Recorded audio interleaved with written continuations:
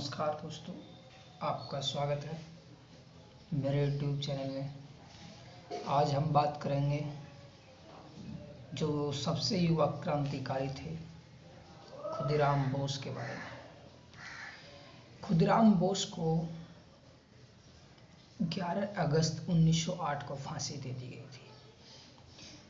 खुदीराम बोस 18 साल की उम्र में फांसी चढ़ने वाले भारत के सबसे युवा क्रांतिकारी थे।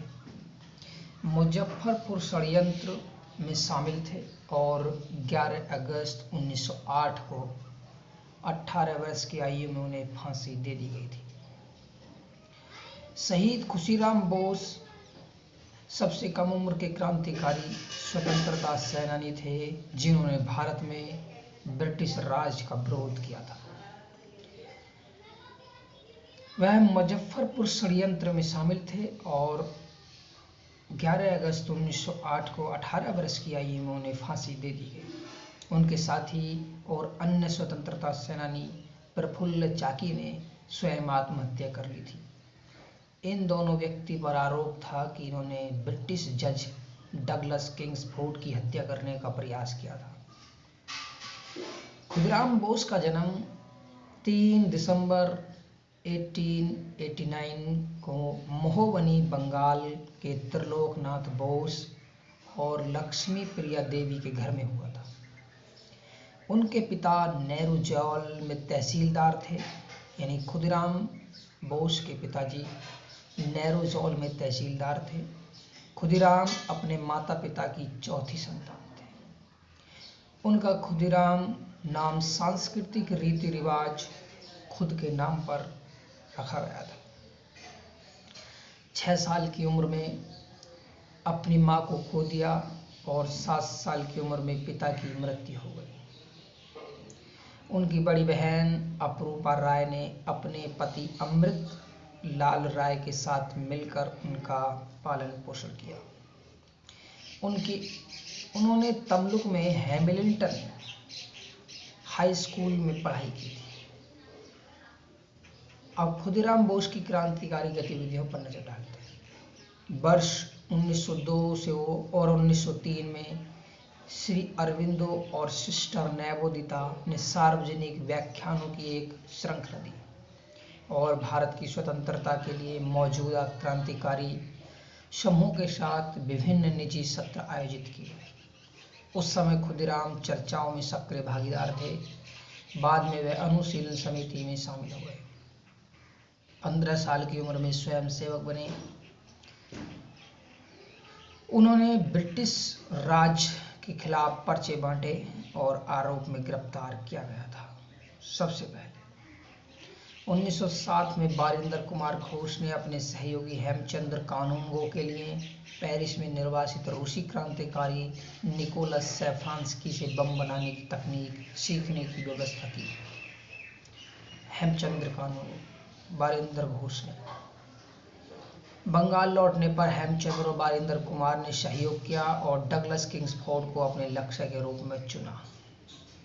उनका लक्ष्य अलीपुर की प्रेसिडेंसी कोर्ट के मुख्य मजिस्ट्रेट थे और भूपेंद्र नाथ दत्ता और जुगांतर के अन्य संपादकों के मुकदमे की निगरानी की थी, जिसमें उन्हें कठोर कारावास की सजा सुनाई गई।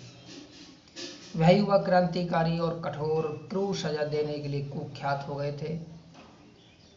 हेमचंद्र ने किंग्सफोर्ड को मारने के लिए एक किताबी बम का निर्माण किया। बम को कोमल्ला पर हर्बर्ट ब्रूम की टिप्पणियों के एक खोखले खंड में पैक किया था और एक युवा क्रांतिकारी परेश मलिक द्वारा भूरे रंग के कागज में लपेटकर किंग्सफोर्ड के घर पहुंचाया गया था। किंग्सफोर्ड ने बाद में जांच करने के लिए पैकेज को अपनी शेल्फ में रख लिया। 1908 में किंग्सफोर्ड को जिला न्यायाधीश के पद पर पदोन्नत किया गया। सरकार द्वारा उन्हें बिहार ट्रांसफर कर दिया गया। पुस्तक बम के साथ उनका फर्नीचर भी उनके साथ चला गया। अनुशीलन समिति ने किंग्सफोर्ड को मारने का प्रयास जारी रखा। इस उद्देश्य से 2 सदस्य टीम ने मुजफ्फरपुर का दौरा किया, जिसमें प्रफुल्ल चाकी और खुदीराम बोस को चुना गया।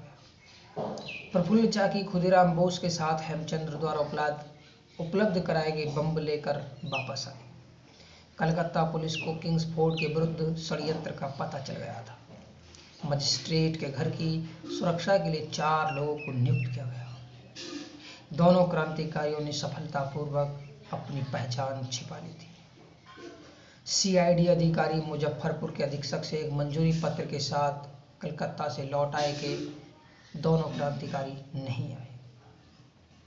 29 अप्रैल को खुदीराम और प्रफुल्ल ने स्कूली छात्र होने का नाटक किया और अपनी योजना को अंजाम देने से पहले मुजफ्फरपुर में ब्रिटिश क्लब के सामने पार्क का सर्वे किया। किंग्सफोर्ड द्वारा अक्सर पार्क का दौरा किया जाता था। डी डे पर किंग्सफोर्ड और उनकी पत्नी ब्रिटिश बैरिस्टर प्रिंगल कैनेडी की पत्नी और बेटी के साथ खेल रहे थे। उन चारों ने रात करीब 8:30 बजे तक जैसी गाड़ियों में घर वापस जाने का फैसला किया। एक जैसी गाड़ियों जैसी ही गाड़ी यूरोपियन क्लब के पूर्व गेट पर पहुंची, दोनों खुदीराम बोस और प्रफुल्ल चाकी उसकी ओर दौड़े और बम फेंक दिया। बेटी माँ की जोड़ी को दोनों के भीतर मृत्यु हो गई, जबकि किंग्सफोर्ड और उनकी पत्नी बच गए। हमले के बाद खुदीराम बोस और प्रफुल्ल भागने में सफल रहे।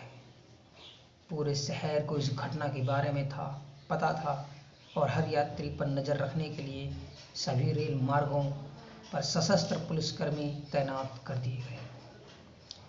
25 मील चलने के बाद खुदीराम बैनी नामक स्टेशन पर पहुंचे। उन्होंने चाय की दुकान पर एक गिलास पानी मांगा और 2 कांस्टेबल फतेह सिंह और सेव प्रसाद सिंह को खुदीराम की थकी हुई उपस्थिति देखकर कुछ संदेह हुआ। कुछ पूछताछ के बाद उनका संदेह बढ़ गया और खुदीराम को सिपाहियों ने हिरासत में ले लिया। उसके पास 37 कारतूस, 30 रुपये नकद और रेलवे का नक्शा और रेल समय सारणी का एक पन्ना मिला। प्रफुल्ल ने लंबी यात्रा की और त्रिगुणाचरण घोष नाम के एक नागरिक ने उन्हें पहचान लिया, जिन्होंने प्रफुल्ल की जान बचाने का फैसला किया। उन्होंने उनके लिए कोलकाता की टिकट का भी इंतजाम किया। वह समस्तीपुर से ट्रेन में सवार हुआ और हावड़ा जा रहा था। नंदलाल बनर्जी, जो कि एक उप निरीक्षक थे, उनके साथ बातचीत की और एहसास हुआ कि वह एक क्रांतिकारी हो सकते हैं। प्रफुल्ल पानी के लिए नीचे उतरे और बनर्जी ने उनके बारे में मुजफ्फरपुर पुलिस स्टेशन को एक टेलीग्राम भेजा। उन्होंने मोकम घाट स्टेशन पर उन्हें गिरफ्तार करने की कोशिश की, लेकिन प्रफुल्ल ने अपने रिवॉल्वर से खुद को मुंह में गोली मार ली। यानी प्रफुल्ल चाकी ने जैसे उन्हें कोई गिरफ्तार न करे, उन्होंने अपने मुंह में एक गोली मारी। 1 मई को खुदीराम को हथकड़ी लगाकर मजिस्ट्रेट के सामने पेश किया गया। उन्होंने हत्या की पूरी जिम्मेदारी ली। खुदीराम उनके समाप्त होने के बाद प्रफुल्ल का शव मुजफ्फरपुर पहुंचा। खुदीराम ने उनकी पहचान की और आवश्यक विवरण दिया। खुदीराम बोस फांसी। 2 सदस्यीय टीम की साजिश में खुदीराम एकमात्र जीवित व्यक्ति थे। यह अनुमान लगाया गया कि खुदीराम बोस को बख्श दिया जाएगा, लेकिन एक ऐतिहासिक तारीख पर ब्रिटिश न्यायाधीशों ने उनकी फांसी की पुष्टि कर दी। 11 अगस्त को खुदीराम बोस को फांसी दे दी गई। उस समय वह हाथों में गीता लेकर फांसी पर चढ़ गए। तो दोस्तों, मेरी इस कहानी में खुदीराम बोस फ्रीडम फाइटर की कहानी थी। यदि आपको ये कहानी अच्छी लगी हो तो आप शेयर कर सकते हैं, कमेंट्स कर सकते हैं, और कहीं मेरी गलती हुई तो उसे माफ़ कर सकते हैं। धन्यवाद।